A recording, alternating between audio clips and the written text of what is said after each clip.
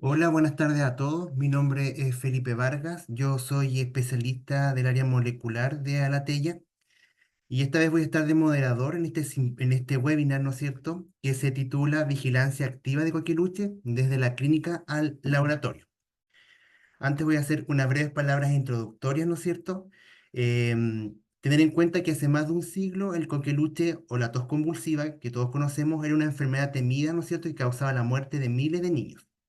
Se estima que en algunas ciudades hasta uno de cada 10 niños fallecía por esta enfermedad, que se comprendía su agente, antes que se comprendiera su agente causal. Gracias a los avances en vacunación y a la identificación de Bordetella pertussis se logró reducir drásticamente su impacto. Pero hoy, ¿no es cierto?, siglos después, esta bacteria sigue circulando y provocando brotes especialmente lactantes y poblaciones no vacunadas. Por eso la vigilancia activa y la colaboración entre clínica y laboratorio son más importantes que nunca.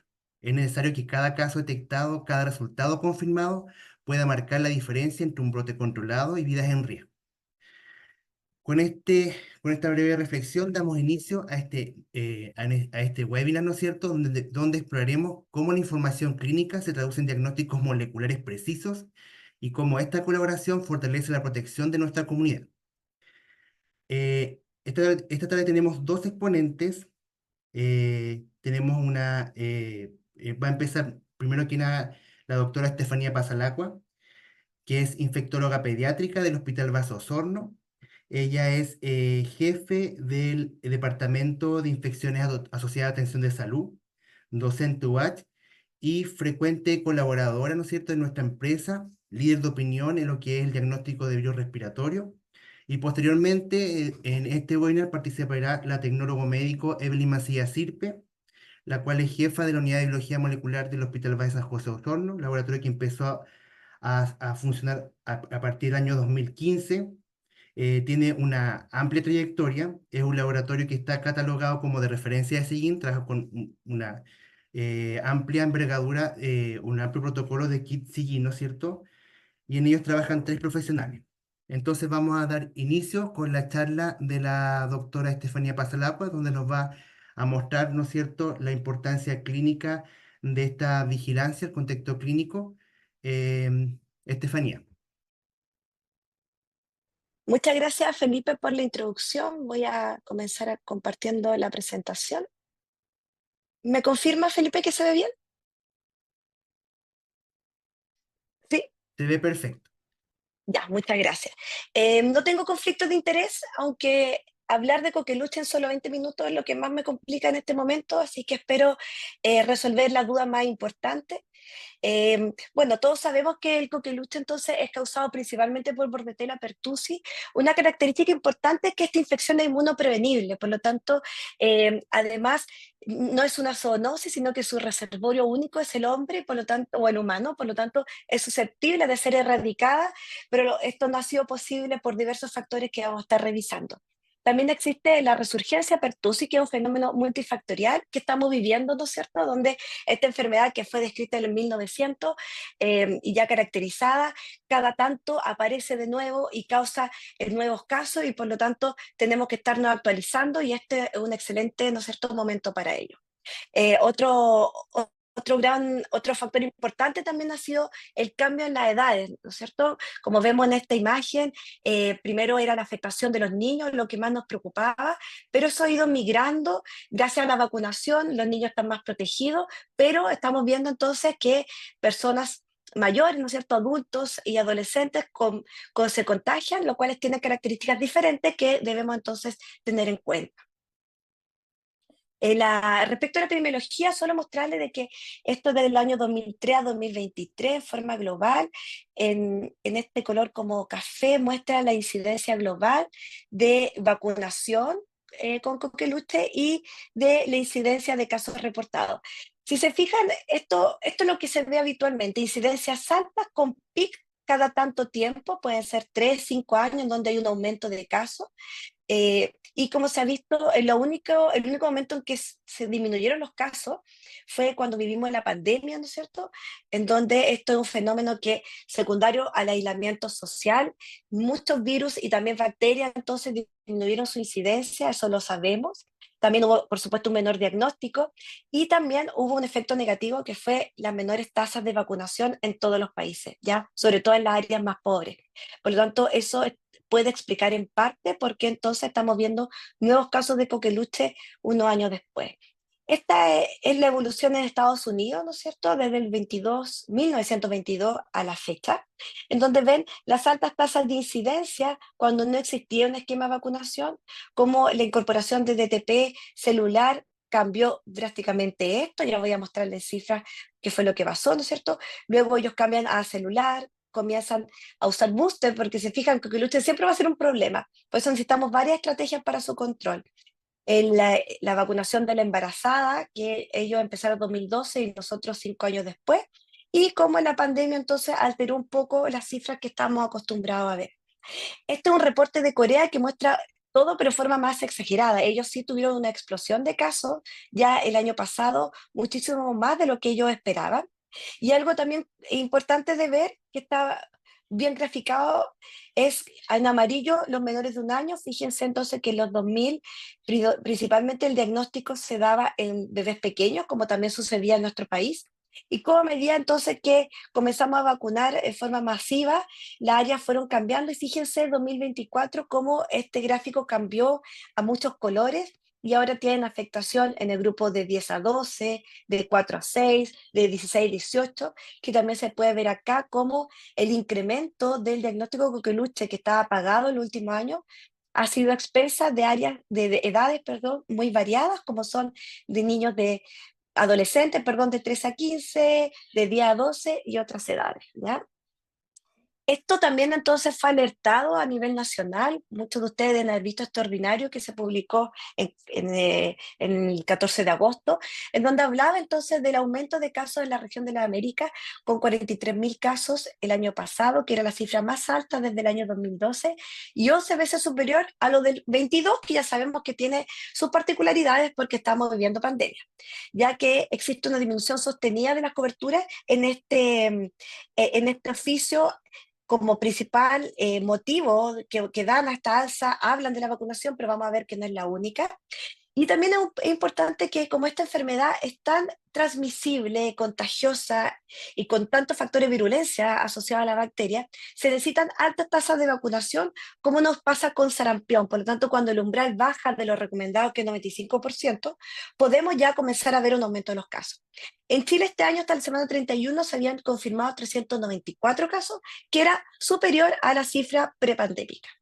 Los grupos más afectados por ahora son todavía los grupos pequeños, pero fíjense que van desde 1 a 4 años, y luego este grupo que no estábamos acostumbrados de ver, como son el grupo de 5 a 9 años con un 27%, mediana de edad de 5 años, pero con un rango que puede afectar a cualquier edad. Acá también en este ordinario, no, perdón, en esta alerta nos mostraba las tasas de vacunación, que siempre es importante conocer. El primer semestre estamos bastante bien con las dosis de los lactantes, que lo cual nunca es un problema en nuestro país, con tasas que no llegan al 95, pero están cercanas. Luego caemos a un 80% para refuerzo en los 18 meses. Y en primero básico vuelve a estar la cosa más o menos bien, ¿no es cierto? 90%. En octavo básico un poquito menor, pero fíjense a las embarazadas que debemos vacunar desde las 28 semanas, como solo la mitad se están vacunando, y esto, por supuesto, que impacta en los bebés más pequeños, población más vulnerable, ¿ya? Esta imagen me gustó mucho, ahí está el artículo, por supuesto se puede enviar para los que estén interesados. Los motivos de la resurgencia de pertussis, como ya sabemos entonces que las vacunas están muy involucradas en este proceso, como coberturas incompletas, una vacuna que quizás no logra una eficacia tan alta como la que esperamos, que ya también les voy a hablar brevemente de eso, como la inmunidad también va decayendo, una inmunidad que ahora se consigue principalmente en base a vacunas, porque la mayoría de nosotros, no, quizás algunos sí, otros no, ¿cierto? No han tenido coqueluche. Y esto igual es importante un poco la evolución de la bacteria en los últimos años, cómo pueden haber cambiado sus factores de virulencia, cómo también otras bordetelas pueden también causar la enfermedad y por eso hay que reconocer a veces con paneles que no solo busquen bordetela pertussis, sino que otras bordetelas nos puede también ayudar para entender lo que está pasando. Y por supuesto esto va de la mano también con la mejoría de las técnicas diagnósticas, sobre todo ahora basadas en técnicas moleculares, que son el gold estándar para el diagnóstico de esta infección que antes no existían, por lo tanto, ahora también detectamos más porque tenemos mejores herramientas para eso. Y esto, ¿no es cierto?, hubo una gran explosión después de la pandemia. Entonces, Bordetella pertussis es el agente etiológico de coqueluche. Cuando otros agentes como virus respiratorios producen síntomas similares al coqueluche, en general se prefiere hablar de síndrome coqueluchoideo. Esta bacteria tiene una gran capacidad química, es un cocobacilo gram negativo pequeño en su morfología, pleomórfico, crece de forma difícil en los cultivos y por eso que ha migrado su forma de poder diagnosticarse, ¿no es cierto?, mediante biología molecular. Como les contaba, el humano es el único reservorio y hospedero y además está muy descrita la aportación nasofaringia que se ve menos afectada con la vacunación de la persona. Hay otras bordetelas, entonces, sobre todo para pertussis, que puedan producir este síndrome clínico que prácticamente se maneja igual que una bordetela pertussis. La transmisión de la infección es vía gotitas, con un periodo de incubación que va de 7 a 10 días. Es difícil que sea más de 14, pero el rango se mantiene hasta 20 días. Como les contaba, los adolescentes y adultos tienen ahora un rol cada vez más activo en la transmisión de esta enfermedad. Uno, porque va disminuyendo su inmunidad y lo otro, porque hacen cuadros menos característicos, menos reconocibles como coqueluche, con una enfermedad no clásica o asintomática y mayor problema porque además contagian en las primeras semanas y por lo tanto es mucho más difícil poder reconocer que estamos frente a un coqueluche. Esta enfermedad se ve favorecida por numerosos factores de virulencia que les voy a mostrar en la siguiente diapositiva y se ha visto que existe un gran daño en el epitelio respiratorio sin gran invasión a su mucosa ni a la sangre. Estos son entonces algunos de los factores de virulencia que se pueden dividir en adhesinas y toxinas. Sabemos que un evento crucial en el inicio de la infección es la adhesión y anclaje de la bacteria al epitelio respiratorio, principalmente a las células ciliadas. Y hay varias proteínas que ayudan en este proceso, como la hemaglutinina filamentosa, la fibra, la pertactina y la toxina pertussis, que tiene un rol principal en la patogenia de esta enfermedad y también por eso es el target de todas las vacunas o de las principales vacunas que existen. Eh, Otra cosa importante a destacar es la redundancia funcional de esta proteína, es decir, existe tanto de estas proteínas y una puede suplir en parte la función de la otra, que aunque se pierda su función o se vea disminuida, igual se puede producir la adhesión de la bacteria al epitelio y generar el daño. Y esto es una de las hipótesis propuestas del por qué, a pesar de esta inmunización activa que realizamos en las personas, aún así no podamos prevenir, por ejemplo, la colonización. También se ha descrito la evasión de la respuesta inmune mediado principalmente por esta enzima, la toxina de ciclasa, la cual esta ingresa a los neutrófilos, cataliza la formación excesiva de AMP cíclico y por lo tanto intoxica la célula y afecta su capacidad de fagocitosis. La destrucción celular está mediada por esta toxina y también por la citotoxina traqueal y por supuesto toxina pertussis, que como les comentaba es una de las más importantes. La respuesta inmune también, este gráfico me gustó mucho porque muestra la diferencia de la respuesta inmune dada por la infección natural, por las vacunas de células enteras que utilizábamos antes y que se dejaron utilizar por su reactogenicidad, pero siempre fueron muy eficaces, y las vacunas acelulares que son las que estamos utilizando actualmente. Entonces, fíjense que los dos modelos propuestos, primero, se produce una activación no solo de TH2, sino que también de TH1. Y por lo tanto, esto hace que la respuesta inmune sea no solo más eficaz al estimular mucho mejor las células y con la liberación de interferón gamma y de interleuquina 17, sino que además se estimula mejor las células de memoria CD4, de manera que cuando existe una reexposición, estas células CD4 que están en el tejido se van a activar y van a producir gran cantidad de interferón gamma, interleuquina 17, favoreciendo que los neutrófilos que están en el epitelio respiratorio acudan de manera más rápida y por lo tanto con esto se bloquee rápidamente rápidamente el ingreso de la bacteria y por lo tanto se evita la infección. Entonces, tanto la infección natural como estas vacunas celulares enteras tenían esta capacidad de respuesta inmune robusta, que con las vacunas actuales se ha visto en menor cuantía. Y esto entonces, en estudios de modelos dinámicos, muestran que la respuesta que generan este tipo de vacunas sería de menor duración, que incluso podría durar no más allá de 5 años, en lo cual evidentemente podría ser entonces un factor a considerar en lo que estamos viviendo actualmente. La clínica probablemente todos la conocen, reforzar entonces que primero hay una fase catarral donde tenemos síntomas respiratorios altos, fabrícula escasa o sin fiebre, por lo tanto esto igual es importante considerar para el diagnóstico diferencial.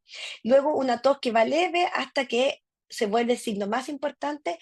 Esta es la fase que dura entre 1 a 2 semanas y es donde más contagiamos desgraciadamente y que es muy difícil de reconocer porque evidentemente la vamos a confundir con cualquier otra infección respiratoria alta y por lo tanto aquí el tener test que identifiquen varios virus y además bacterias puede ser fundamental para un diagnóstico precoz. Luego, en la fase paroxística, ya es más factible que lo planteemos, ¿no es cierto?, con esta tos que es repetitiva, que se mantiene en la misma respiración, varios cursos de tos, ¿no es cierto?, con un gallito inspiratorio o un quejido que es bastante característico y que luego de estos accesos de tos, los lactantes, ¿no es cierto?, quedan muy cansados, pueden vomitar o pueden hacer apnea o cianosis. Quiero mostrarles solo un poquito cómo es la tos característica. Vamos a adelantar aquí.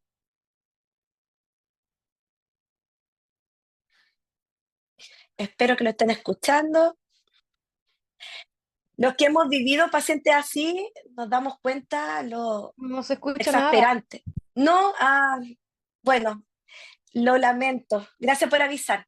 Es una tos entonces muy desagradable porque es una tos que entonces en quinta con un gallito muy agudo. Entonces realmente en esos accesos de tos la respiración no es muy efectiva y eso hace entonces que los pacientes posteriormente puedan presentar complicaciones asociadas a la hipoxemia y también al mismo acto de la tos, ¿no es cierto?, que puede producir fracturas costales, neumotoras, etcétera.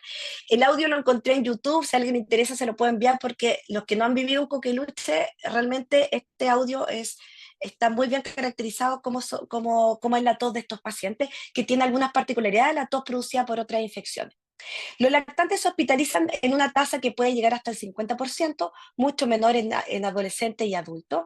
Aquí se fijan que a medida que, según la edad, las complicaciones son diferentes. Apnea y neumonía, las principales complicaciones de los lactantes, también pierden peso porque les dificulta mucho alimentarse con esta tos, ¿no es cierto?, durante la fase paroxística. También puede haber otitis, convulsiones e incluso, ¿no es cierto?, la muerte por las complicaciones que ya les voy a mostrar. Y ojo que en adolescentes y adultos también están asociadas muchas complicaciones, sobre todo por la molesta tos, ¿no es cierto?, que puede incluso producir insomnio o incontinencia urinaria.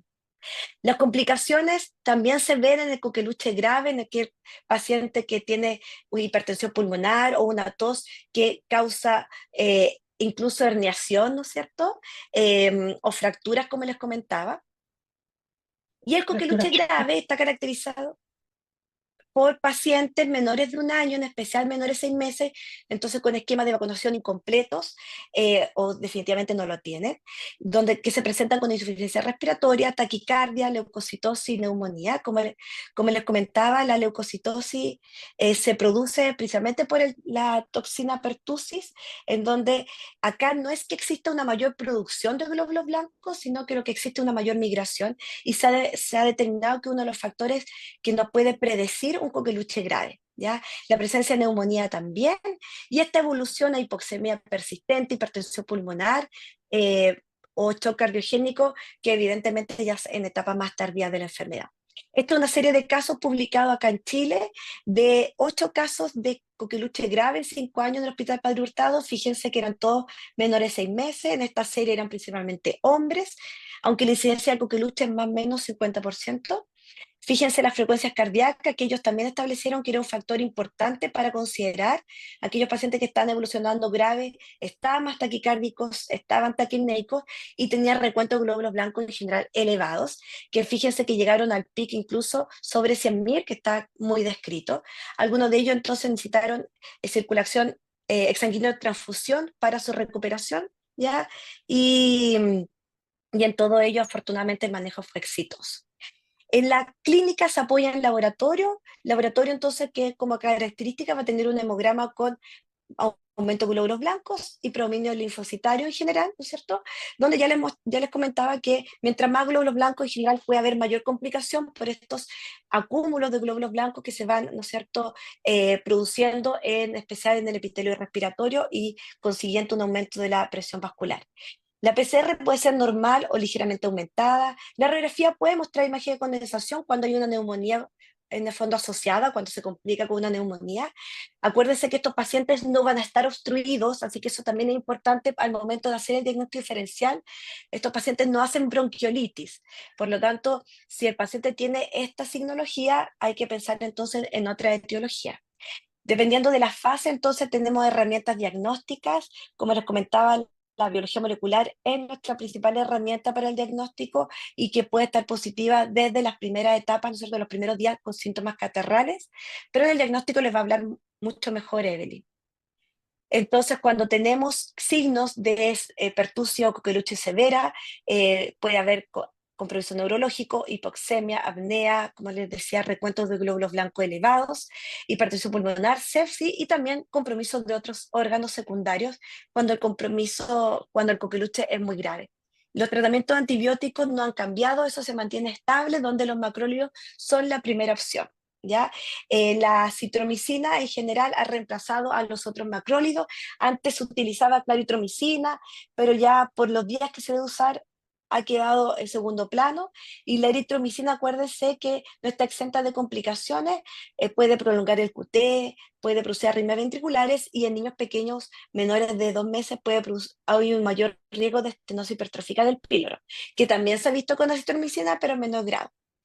Una alternativa que está utilizando es el cotrimoxazol, pero sobre todo en aquellos países donde hay una alta resistencia a los macrólidos. Por eso es tan importante que como parte de estrategia del manejo del coqueluche es también cuidar el antibiótico y utilizarlo solo cuando tenemos certeza que nuestro paciente está cursando una infección por atípico, ya sea antes micoplasma, ¿no es cierto?, que estuvo de moda el año pasado, y ahora la reemergencia de coqueluche que estamos viviendo. Ahora, ojo, que los macrólidos sobre todo son útiles, o el tratamiento en general, cuando son utilizados en las primeras fases de la enfermedad, es decir, las primeras 2 semanas con la fase catarral, que es difícil de diagnosticar en forma clínica y por eso que les comentaba que el uso de los paneles de biología molecular van cobrando cada vez un rol quizás más importante. Después sí, igual se recomienda su uso y podría también ayudar a disminuir la transmisión de esta enfermedad cuando se usa entonces para erradicar la bacteria en forma más tardía. Esto solo para mostrarles que el diagnóstico se basa entonces en el síntoma más importante que es la tos, donde se puede usar como criterio una tos que dura más de una semana en menores de 5 años o más de 2 semanas cuando son niños mayores de esa edad, con una tos característica que les traté de mostrar en el audio, ¿no es cierto?, que se puede acompañar de apnea en los niños más pequeños o bradicardia. Y evidentemente cuando existe el contacto con un paciente positivo sintomático similar, eso nos apoya el diagnóstico, pero siempre debiéramos confirmarlo con algún test donde, ¿no es cierto?, la serología se usa en general en las etapas más tardías y la PCR es la herramienta principal. Y acá esto es como un síndrome coqueluchoideo o una tos que parece ser un coqueluche, pero que no tiene quizás el aumento de los glóbulos blancos o no está tan claro el diagnóstico, también debiéramos apoyarnos en el laboratorio para poder definir el diagnóstico etiológico y una vez que lo confirmamos, estar atento a las posibles complicaciones. Si no tiene un hemograma, podríamos solicitarlo, una radiografía de tórax si existen algunos hallazgos al examen físico y otros test según la evolución del paciente, entendiendo que muchos de estos casos podrían evolucionar un coqueluche grave y para eso existen factores de riesgo. Lactantes pequeñitos, sobre todo menores de 3 meses, que no están vacunados, prematuros, enfermedades crónicas asociadas o una hiperleucocitosis, nos deben poner en alerta que el paciente tiene mayor riesgo de evolucionar a un coqueluche grave, ¿ya? El manejo es general, ¿no es cierto? Va a depender de los compromisos del paciente y la administración entonces de antibióticos que se prefiere en oral, pero en caso que no se pueda la vía oral, puede ser endovenoso con acitromicina endovenosa, cotrimoxazol o piperacilina en caso de no poder utilizarse los dos primeros. Para ir terminando, la prevención sabemos que está basada principalmente en las vacunas. Vacunamos a nuestros lactantes a los 2, 4, 6 y 18 meses con el BTPA.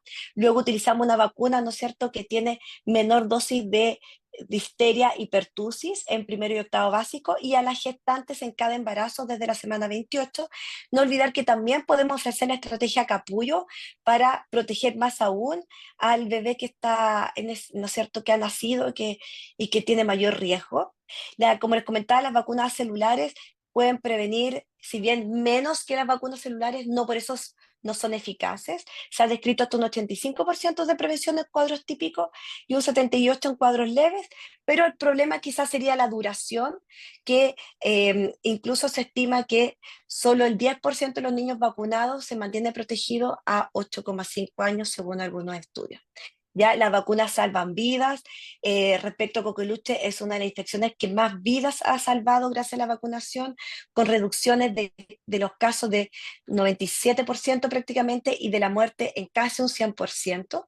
Pero aún así, entonces, debemos mantener altas tasas para que esto funcione. Por lo tanto, para terminar, las claves para combatir esta resurgencia de la bordetela están vacunar, ¿no es cierto?, a toda nuestra población susceptibles, vacunar a nuestras embarazadas, realizar booster a los adolescentes, por ahora el primero octavo básico, ¿no es cierto? Aumentar nuestras coberturas. También hay un gran polo de desarrollo de nuevas vacunas que tengan baja reactogenicidad, pero además, ¿no es cierto?, una mejor inmunogenicidad. No utilizar malos macrólidos para evitar la resistencia de estos y, por supuesto, fomentar la vigilancia. Existe una circular 2017 en nuestro país que todavía está en uso, que prácticamente hay muy pocas cosas que han cambiado respecto al manejo operacional o al tratamiento, donde se definen los casos sospechosos, en donde se incentiva que el diagnóstico sea local y que sea en base a PCR, ahora cada vez más usada, que la notificación es obligatoria y que cualquier médico la puede hacer mediante el sistema de Epivigila.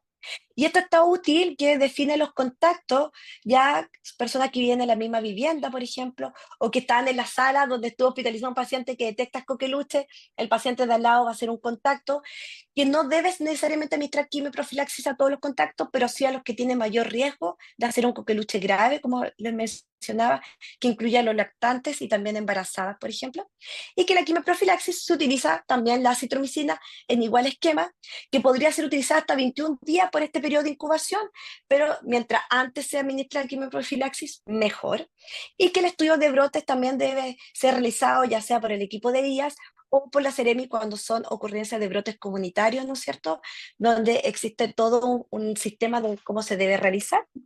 Y por último, entonces, en la alerta que salió en agosto, también se refuerzan todas estas cosas, todos estos puntos de vigilancia epidemiológica de que se debe notificar y que debemos estar encima, ¿no es cierto?, de la vacunación, completar esquemas, etcétera. Para terminar, entonces, como mensaje para la casa, debemos entonces activamente, como médicos, como pediatras, como padres, ¿no es cierto?, estar atentos a la cobertura de vacunación, estar atentos a que nuestros hijos, ¿no es cierto?, estén vacunados, también lo importante que es el diagnóstico certero para esta enfermedad, como cada vez vamos a tener que utilizar probablemente más estos paneles de detección múltiple porque se nos están, ¿no es cierto?, mezclando en un mismo periodo de tiempo distintos agentes etiológicos que pueden presentar síntomas muy parecidos uno de otro y que para el control de esta infección es clave la notificación y manejo de contactos. Muchas gracias. Muchas gracias por su presentación, doctora Estefanía Pasalacqua. Las preguntas las vamos a dejar para la final de la sesión y para no perder el hilo de las preguntas, si quieren también pueden dejarlas por escrito en el chat del webinar. Y a continuación viene la presentación de la tecnólogo médico Evelyn Mancilla, que va a hablar desde foco de laboratorio del coqueluche.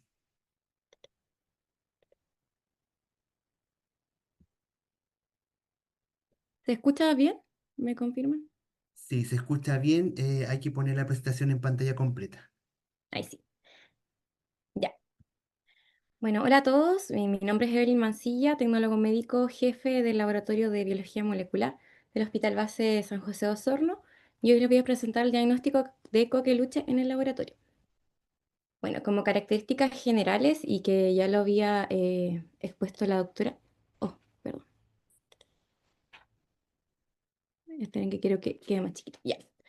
El género Bordetella son cocobacilos gram negativos que se disponen aislados en parejas, son no esporulados, de tamaño pequeño, aproximadamente 0,2 a 1 micra, son aerobios estrictos, pueden ser inmóviles o móviles por flagelos perítricos como lo es la Bordetella broquiséptica, son bacterias lábiles, como se había dicho, de difícil cultivo porque requieren de medios nutricionales especiales para poder crecer y además de ello son de crecimiento lento, se demoran aproximadamente de 7 a 10 días en crecer. Varias especies de ellas son relacionadas con infecciones en humanos, principalmente la Bordetella pertussis, la Bordetella parapertussis, que se relacionan con cuadros respiratorios. Aproximadamente el 80% de la tosferina es causada por la Bordetella pertussis y ya del 20% la tosferina por la Bordetella parapertussis, pero de una manera más leve. Otras especies que han sido encontradas en humanos, pero igual es mucho más raro, como decía la doctora, la bordetela bronquiséptica que se aísla más bien en animales, por ejemplo en conejos, en perros, en cerdos, y es una bacteria más bien oportunista. Y también genera cuadros clínicos, pero de tipo respiratorio, e incluso puede generar bacteremias, pero ya más en inmunodeprimidos. Y por último, la bacteria Olmesi, que tiene como reservorio también el ser humano, también es una bacteria oportunista y esta también puede generar cuadros más graves en pacientes inmunodeprimidos, como bacteremias, endocarditis infecciosas y enfermedades respiratorias. Es. La tosferina o coqueluche, como dije anteriormente, el agente etiológico principal es la Bordetella pertussis. Es un cocobacilo gram negativo, capsulado, aerobio estricto y de crecimiento lento, que posee varias toxinas o varios factores de virulencia que ayudan entonces a que éste se adhiera al epitelio respiratorio. Principalmente la toxina pertussis es el factor de virulencia más importante, que es el encargado de modular la respuesta inmune, de intervenir en la señalización celular y que facilita también que la bacteria pueda colonizar el árbol respiratorio.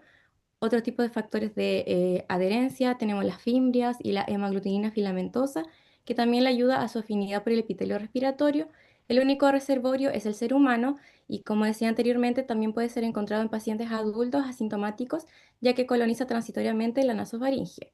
Es transmitido a través de gotitas respiratorias de individuos infectados a individuos susceptibles y el periodo de incubación es de 7 a 10 días. Es una enfermedad de notificación obligatoria diaria y, como lo dijo anteriormente la doctora, la notifica el clínico. Nosotros como laboratorio, si bien podemos ser como un puente entre el examen y la Ceremi, nosotros podemos también a ello de manera más expedita también entregarle el informe. Es inmunoprevenible, es altamente contagiosa y potencialmente grave en lactantes y en menores de 6 meses. Respecto al diagnóstico de laboratorio, bueno, tres técnicas son las que expone el Instituto de Salud Pública o a través de la circular que mencionaban anteriormente. Una de ellas que está en menor uso, que es la inmunofluorescencia directa, que tiene como desventaja que su sensibilidad es bastante bajita, es operador dependiente, se necesita de un profesional que esté entrenado. Anteriormente tenían que ir al Instituto de Salud Pública a capacitarse, ¿cierto? Para poder montar la técnica también.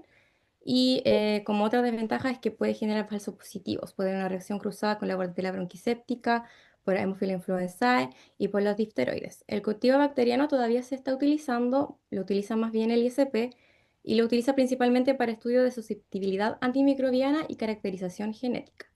El tipo de agar que utilizan allá es el Regan-Lowen, Borden-Greugo, que es un tipo de medio especial para el crecimiento de estas bacterias y, como dije, es altamente específico, pero la sensibilidad también es bajita debido a la habilidad de esta bacteria. Por lo tanto, el cultivo sigue siendo poco exitoso para la detección de la gente. Lo otro es que para adultos el cultivo es infrecuentemente positivo, puede ser de un 10 hasta un 30%. Por lo tanto, lo que más se recomienda ahora es la utilización de métodos moleculares principalmente PCR en tiempo real, debido a su alta sensibilidad, a su alta especificidad y también que se recomienda para los estudios de brotes.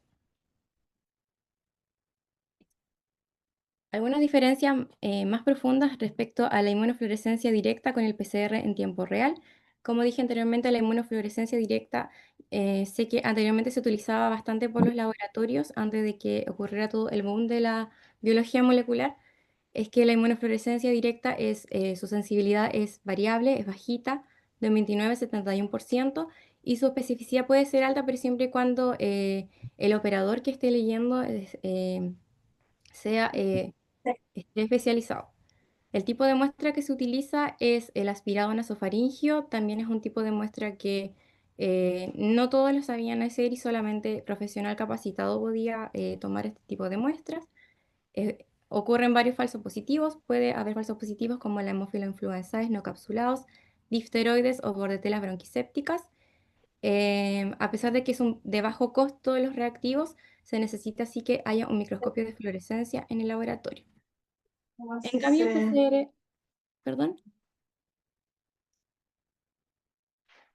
el PCR en tiempo real permite la detección y diferenciación de la gente, no solo la bacteria pertussis, sino también de otras especies como la parapertussis, la olmesi y la bronquiséptica. Como dije anteriormente, es altamente sensible, altamente específica, mayor al 98%, y además la posibilidad de utilizar varios tipos de muestra, no solamente el aspirado nasofaringio, sino también el hisopado nasofaringio, lavado bronquialveolar o esputo. Está indicado para pacientes sintomáticos y ahora debido al boom de la biología molecular hay bastantes kits en el mercado que uno puede utilizar para montar en su laboratorio. Principalmente me voy a referir a tres de ellos. Primero es el que nosotros tenemos en el hospital, que es nuestro examen llamado panel molecular para bacterias respiratorias. Nosotros utilizamos el kit de Sillin, distribuido por Alateria, que es el Allplex Respiratorio Panel 4, que permite la detección y diferenciación simultánea de 7 bacterias que causan cuadros respiratorios en una sola reacción, pudiendo diferenciar la Bordetella pertussis y Parapertussis de otras bacterias que también generen cuadros similares, como por ejemplo la Chlamydophila pneumoniae, que también este año ha aparecido y ha aumentado bastante, y como bien sabido el año pasado del Mycoplasma pneumoniae. Y la posibilidad que tiene este kit de poder ser, se pueden utilizar distintos tipos de muestras, no solo el hisopado nasofaringio, sino también el lavado bronquialveolar y muestras de esputo. Por ahí dejé una imagen de un caso real que nos ocurrió en el laboratorio. Como pueden apreciar, se pueden ver las curvas donde aparece la Bordetella pertussis, además de su control interno. Este kit utiliza un control interno también exógeno y además viene con sus controles positivos y negativos de amplificación. Bueno, este examen se demora aproximadamente 4 horas a 5 horas en el laboratorio. Se puede utilizar de manera automatizada en equipos robots o de manera manual. Un poco de desventaja que tiene es el tiempo, ¿cierto? Que se demora en entregar los resultados, aproximadamente 4 horas. En caso que se necesite exámenes de urgencia, existen los POC molecular, que es otra alternativa, que igual lo tiene Alateya, que es Flash DX 1000 con su equipo, con el kit respiratorio panel 1.1, que permite la detección y diferenciación simultánea de 13 patógenos respiratorios en menos de una hora. Aquí solamente podemos detectar a Bordetella pertussis, que detecta el gen de inserción 481. El reactivo, bueno, viene liofilizado, listo para usar, se guarda en temperatura de refrigeración y, bueno, utiliza la tecnología de microarreglos y PCR en tiempo real. Se colocan aproximadamente 120 microlitros de la muestra del medio de transporte universal que utilizamos, ¿cierto? Para todos los eh, kits, todo lo toma de muestra de virus y bacterias respiratorias. Después, y esto se coloca directamente en el equipo y en aproximadamente menos de una hora, entonces tienen los resultados.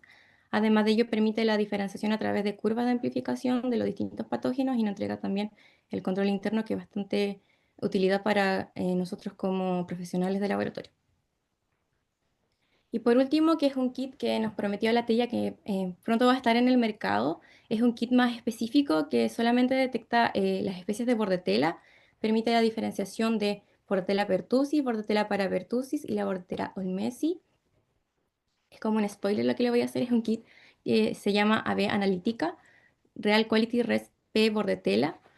Los reactivos vienen liofilizados y se pueden reconstituir, por ejemplo, para 25 reacciones. Vienen de 100 y cada uno 25, 25, 25. Entonces, de esta manera permite de que no tengan que utilizarse todos los reactivos, sino que a medida que uno necesite cierta cantidad de reacciones, va utilizando solamente de 25. Los tipos de muestras que están validados, según el inserto que yo tuve, era de hisopado nasofaringio, de hisopado nasal y de aspirado nasofaringio, esperando que después puedan utilizarse otro tipo de muestra, por ejemplo, como para casos más graves. Solamente a modo de mostrar una imagen, debido a que por pandemia, ¿cierto? Hubo mucha rotación de personal clínico para toma de muestra.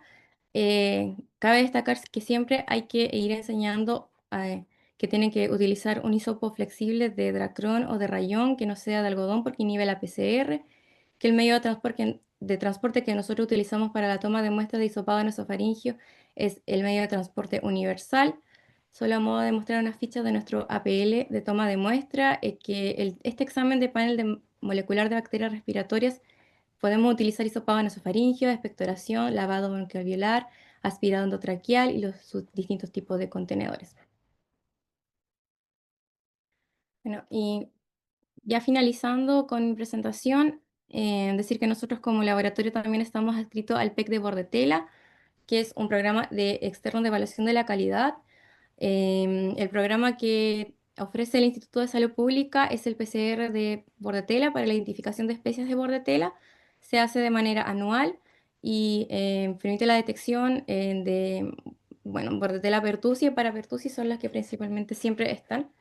El material genético que nos entregan son eluidos, son 5 muestras y bueno, permite evaluar el desempeño. Todo de nuestro laboratorio, así que siempre es importante que nosotros tengamos, aparte de tener nuestros controles de calidad internos, poder evaluarnos, ¿cierto?, externamente con alguna entidad. Y en este caso nosotros utilizamos el PEC de Bordetella.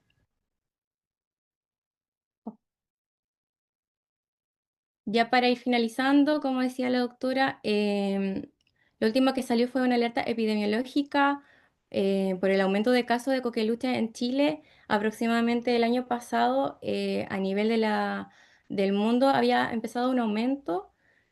Nosotros acá lo recibimos el 14 de agosto y este ordinario em, hace llamado a intensificar la vigilancia de coqueluche, asegurando el cumplimiento de la definición de casos, la confirmación del laboratorio a través de técnicas disponibles, por ejemplo, el RT-PCR. Solamente para mostrar un poco de la situación regional de coqueluche a la semana 35, podemos ver un aumento de los casos desde el 2024 al 2025, el pic que tuvimos de aproximadamente 181 casos, versus lo que había habido entre el 2020 y el 2024, que era solamente menos de 5 casos a nivel regional. Principalmente se daba más en el género femenino, en menores de 10 años.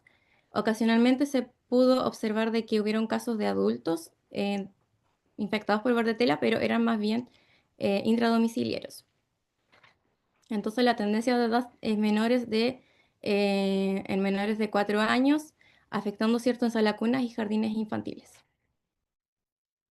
Y eso, gracias por su atención. Ahí hay una foto del team que trabaja de biología molecular del Hospital Base de Osorno.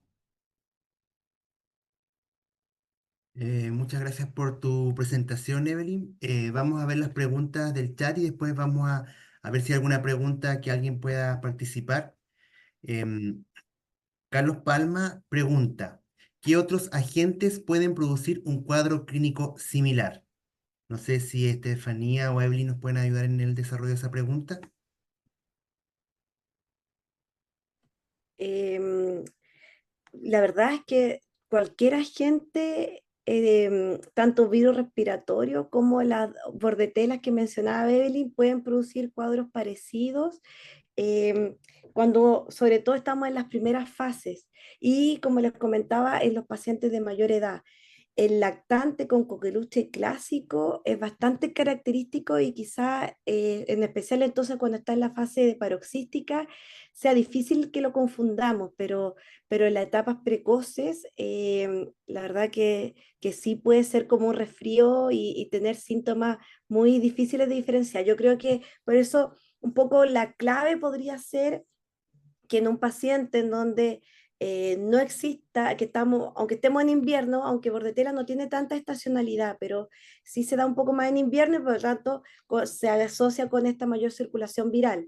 Si tenemos un paciente que tiene en edad de lactante, ¿no es cierto?, pero tiene signología obstructiva bronquial, debiéramos como probablemente descartar o sacar al coqueluche del sistema, excepto que haya una coinfección, porque los coqueluches no producen obstrucción branquial en general. Así que las bronquiolitis van por otro camino. Y después, entonces, en aquellos pacientes en donde la tos persiste más allá de una semana y no son pacientes con rinitis alérgica, por ejemplo, yo creo que en ese grupo también uno ya debiera considerar esta etiología y yo elegiría un panel en donde tenga ojalá micoplasma y bordetela, porque la verdad que son muy parecidas una de otra y yo creo que por clínica es muy difícil poder diferenciarlas y yo sé de que está muy de moda dejar acitromicina en forma empírica, pero como les mostraba, es importante hacer un diagnóstico etiológico porque también te sirve para definir, ¿no es cierto?, los contactos, si es necesario usar profilaxis, el esquema, el usar quimioprofilaxis está validado más para coqueluche, no así para micoplasma, por ejemplo. Entonces creo que sí vale la pena, en especial en pacientes muy sintomáticos persistentes, hacer un diagnóstico etiológico, aunque no sea un cuadro grave. Gracias. Hay otra pregunta. Cristina Puga dice, ¿la incidencia por regiones es diferente? Por ahora no ha mostrado mayor diferencia en la incidencia de lo que yo he observado. Siempre hay ciudades en donde como que en el sur nosotros siempre vemos las cosas un poquito después de lo que ha sucedido en el norte, pero para Bordetela están bastante similares los casos. Perfecto. Hay otra pregunta en el chat. Alfonso Prieto dice, en el panel que Alatea sacará prontamente, ¿hubo algún criterio en especial para no considerar bordetela bronquiséptica en el panel, pensando en pacientes pediátricos con inmunodeficiencias primarias? Ahí yo puedo contestar, Evelyn, el bordetela bronquiséptica está incluido en el panel. Está bronquiséptica, Olmesi, Pertusi para Pertusi. Después, Agustín Mancilla hace la siguiente pregunta.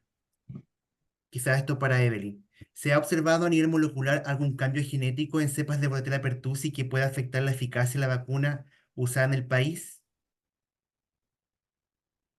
En- no sé si entre Evelyn o Estefanía.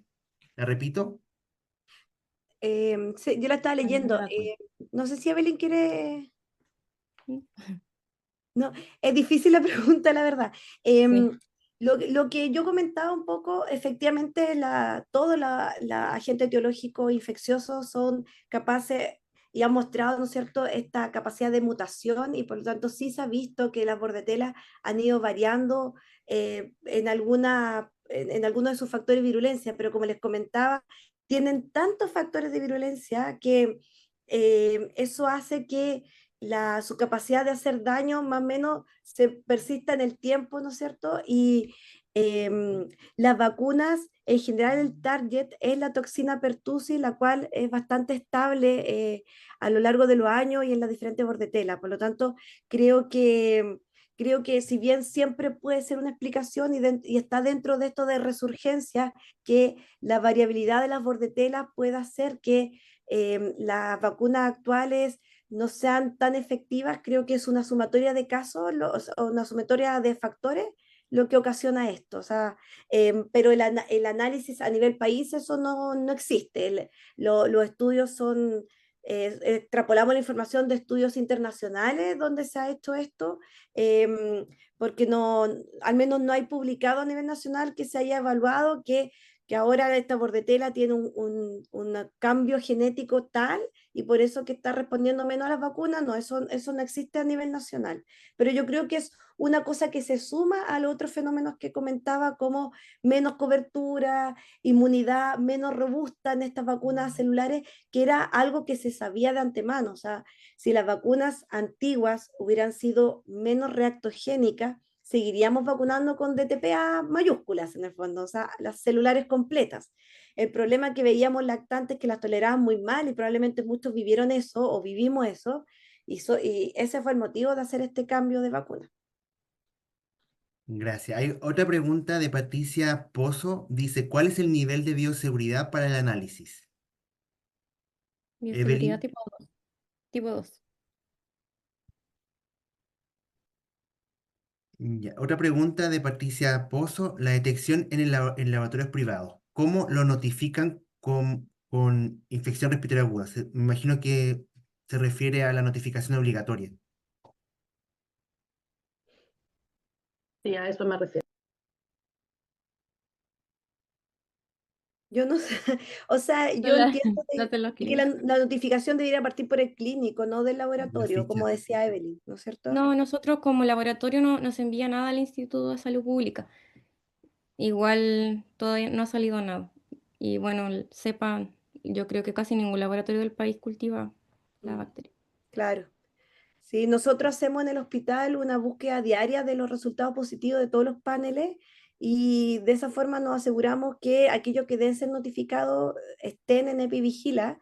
eh, y me imagino que muchos laboratorios privados funcionan de la misma manera, pero quien debiera, porque cuando uno hace la notificación por EpiVigila, realmente se preguntan muchas cosas y son muchas preguntas clínicas, por lo tanto, eso es de competencia del médico que solicitó el examen.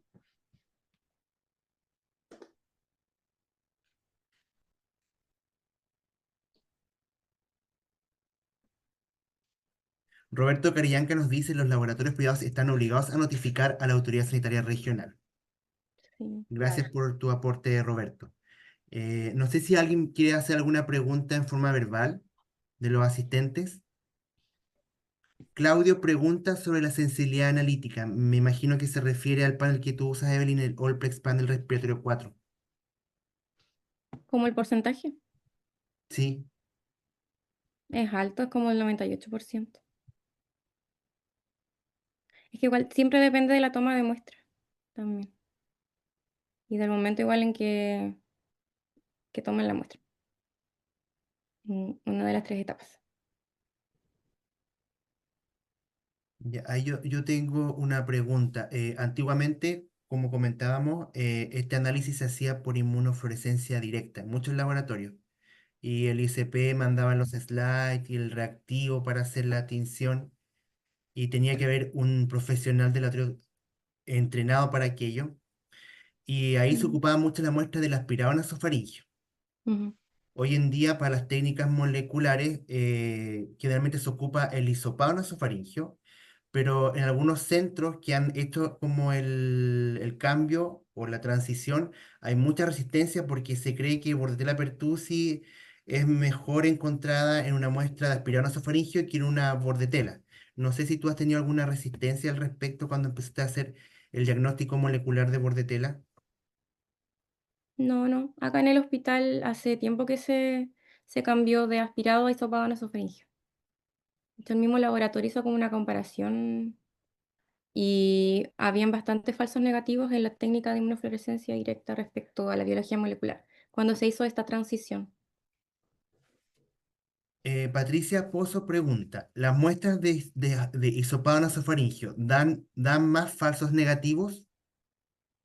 Que más o menos viene como la misma pregunta que hacía yo.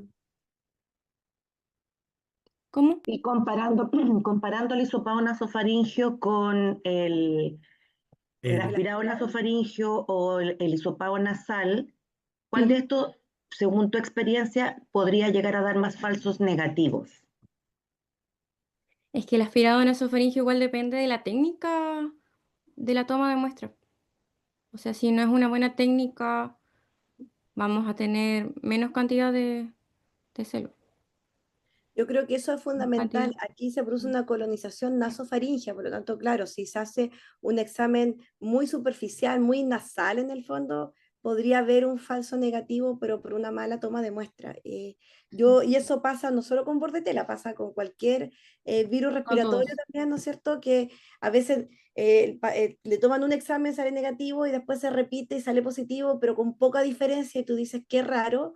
Yo creo que ahí generalmente es por una toma de muestra inadecuada. Recordar de que muchas veces estas tomas de muestras son personal que todavía no está tan capacitado. No es fácil tomar una muestra PCR, ¿no es cierto? Y en niños también eso puede ser difícil y yo creo que cuando te salen resultados negativos que después están positivos, yo creo que lo que uno primero debiera pensar antes de ir a ver lo que está pasando en el laboratorio de biología molecular, hay que ir a mirar lo que está pasando en la toma de muestras. Ya, yo ya me voy. Nacho, no lo hice, si yo no he visto eso. Ahí, ahí. Ya, ahí puedo a lo mejor complementar la respuesta de Evelyn y de Estefanía, como yo fui ex usuario de laboratorio. eh, Cuando llegaban los casos de Bordetella se hacía diagnóstico por molecular y los eran aspirados a nasofaringio. Siempre los valores CT de estos pacientes, yo no sé si estaban en fase paroxística o fase catarral, eran de pacientes hospitalizados, bueno, y siempre, casi siempre eran pacientes pediátricos, los CT eran demasiado bajos y por lo tanto proporcionalmente la cantidad de carga de la bacteria en un paciente enfermo es tremenda. Entonces es Mm, muy raro que exista un falso negativo por una toma de muestra. O sea, puede pasar, pero yo creo que es como muy poco probable por la cantidad de microorganismos en un paciente pediátrico enfermo. claro, eso es un buen punto porque, bueno, primero, más contagio en la fase catarral, por lo tanto ahí es mayor probabilidad de hacer el diagnóstico, mayores cargas, ¿no es cierto? CT más bajo, como mencionas tú. Por lo tanto, eso es importante y claro, esta bacteria, en el fondo, lo que también les quise transmitir en la reunión es que es muy patogénica, es muy virulenta de estas bacterias que realmente pueden hacer harto daño y por eso también se asocia a alta carga, entonces, claro, la posibilidad de que no la puedas detectar con un examen es baja y por eso que aunque la toma no esté tan bien hecha, probablemente igual vamos a hacer el diagnóstico, que es lo que estamos observando actualmente. Agustín Mancilla pregunta, ¿hay algún tipo de muestra que sea más recomendable para el uso del panel 4? La más fácil de tomar o de acceder en realidad es la muestra de hisopado nasofaringio. Porque igual, por ejemplo, la toma de muestra de expectoración requiere, por lo general, de kinesiólogo. No todos los niños están expectorando. Lavado bronquialveolar también ya más difícil. Aspirado. Endotraqueales igual. Gracias. Tienen muy pocos casos, sí. René Concha hace la siguiente pregunta. ¿Por cuánto tiempo permanece positivo un caso? Y me imagino que René Concha esta pregunta desde el punto de vista del diagnóstico molecular, que genera confusiones porque hay pacientes que están dados de alta, pacientes sanos y puede salir un caso positivo. Que me imagino que te ha pasado a ti, Evelyn, y a ti, Estefanía. Mm. Sí, es Mm. difícil poder contestar eso, como nos pasa con biología molecular, porque, ¿no es cierto? Puede ser que la infección ya esté controlada, la bacteria ya no esté viable y aún así tener un examen positivo. Así que por eso es fundamental que en estos casos, en el fondo, lo usamos como método diagnóstico, pero no para seguimiento. Está descrito que las PCR pueden estar positivas desde el día 1, ¿no es cierto? Cuando parten los síntomas y puede durar de 2 a 4 semanas, pero evidentemente eso es variable de paciente a paciente y podría ser que incluso estuviera positivo por tiempo más prolongado. Por eso que es fundamental que el examen siempre debe estar ligado a la clínica y también saber para qué lo estamos pidiendo. Entonces, es posible que un paciente que está tosiendo 3 semanas le haga una PCR y esté positiva y me sirva para el diagnóstico. Y entonces, súper bien usado en el fondo. Que si ya lleva varias semanas y me sale negativo, podría yo considerar que quizá sea un falso negativo en este caso porque ya lleva mucho tiempo evoluciona el caso, eh, pero ahí es paciente a paciente, la verdad. Yo creo lo mismo, que la PCR es el examen de mayor sensibilidad y especificidad para esta enfermedad, que posiblemente va a estar positivo para mucho tiempo y eso no significa que siga contagiando, así que por eso que nos da tanta utilidad clínica sino que sobre todo es para poder hacer el diagnóstico cuando lo solicitamos. Perfecto. Soledad Barría hace un complemento a lo que ustedes están hablando. Dice, eso quería consultar. La circular del 2017 indica que puede ser hisopado o aspirado, pero nosotros hemos procesado muestras de expectoración y han arrojado buenos resultados. De esto sugerimos tomar muestras respiratorias bajas antes que el hisopado, sobre todo en niños pequeños que no introducen bien la trula. Y suele pasar que priorizan enviar el hisopado porque es más fácil la toma de muestras. Mm. Pero ante esto, dado que la circular lo indica, no podemos evitar procesar una muestra de hisopado. ¿Algún comentario al respecto? Yo creo que está, a diferencia de lo que pasa con neumococo y hemófilo influenza, donde no está recomendado el diagnóstico de la infección con estas muestras altas, para bordetela sí está indicado y por tanto me parece que es una alternativa válida el uso del aspirado o el torulado para el diagnóstico. Ahora, en pacientes más graves o en pacientes en donde existe una alta sospecha diagnóstica y el examen te salió negativo, quizá en situaciones puntuales uno pueda necesitar muestras de tracto respiratorio inferior, como puede ser de un lavado bronquioliolar o de una expectoración asistida, en especial considerando que los niños chicos, como decía Evelyn, es difícil obtener la expectoración. Pero creo que para esta infección el uso del hisopado es muy válido para el diagnóstico y a diferencia de lo que me pasaba con micoplasma yo sentía que el rendimiento era menor, pero aún así con los últimos meses de aumento de casos de micoplasma me di cuenta que también para el diagnóstico de micoplasma con un hisopado nasofaringio y una PCR llegó al diagnóstico, así que ahora volví a creer en eso. Con bordetela nunca me ha pasado, con bordetela con hisopado nasofaringio siento que consigo los diagnósticos de forma certera sin necesidad de usar otras muestras. Pero esa es mi experiencia. ¿Alguien más de Mm. la audiencia quisiera hacer alguna pregunta antes de finalizar el webinar? Hola, ¿se escucha?